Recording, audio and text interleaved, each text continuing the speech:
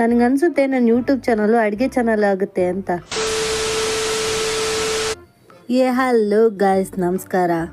So ನಾವು ಬೆಳಗ್ಗೆ ಬೇಗ ಎದ್ದು ಮುಖ ತೊಳ್ಕೊಂಡು ಟೀ ಕುಡಿತಾ ಇದ್ರೆ ನನ್ನ ತಮ್ಮ ಎದ್ದಿದ್ದ ಜಾಗದಲ್ಲೇ ಎದ್ದು ಮೊಬೈಲ್ ಹಿಡ್ಕೊಂಡು ಅಲ್ಲೇ ಮಲಗಿದ್ದಾನೆ.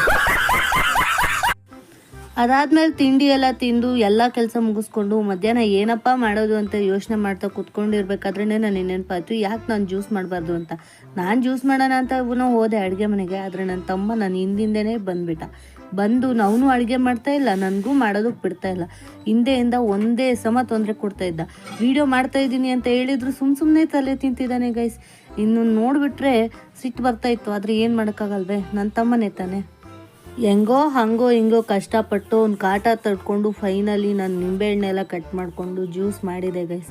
ಅದಾದಮೇಲೆ ಅವನು ಕೂಡ ಸ್ವಲ್ಪ ಸಮಾಧಾನ ಮಾಡಿಕೊಂಡು ಹಣ್ಣು ಕಟ್ ಮಾಡಿ ಅದಕ್ಕೆ ಉಪ್ಪು ಖಾರ ಎಲ್ಲ ಹಾಕಿದ. ಅದಾದಮೇಲೆ ಹಣ್ಣು ತಿಂದು ಜ್ಯೂಸ್ ಕುಡಿದ್ವಿ. ಸೊ ಇವತ್ತಿಗಿಷ್ಟೇ, ನಾಳೆ ಸಿಗೋಣ ಗಾಯ್ಸ್. ಬಾಯ್. ನಿಮ್ಮ ಮನೇಲೂ ಕಾಟ ಕೊಡೋ ತಮ್ಮ ಇದ್ರೆ ಟ್ಯಾಗ್ ಮಾಡಿ ಅಷ್ಟೇ.